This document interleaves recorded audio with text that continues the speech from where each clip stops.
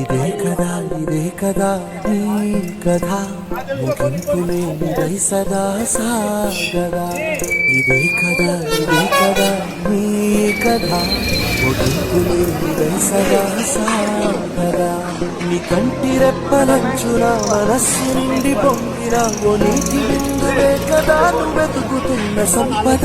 ఒక్కొక్క జ్ఞాపకానికి 100 ఏళ్ల ఆయువుందిగా. ఇంకెన్ని ముందు వేచనో అవన్నీ వెతుకుతూ పదా. మనుష్యులందరి కదా మహర్షిలాగా సాగదా. మనుష్యులందరి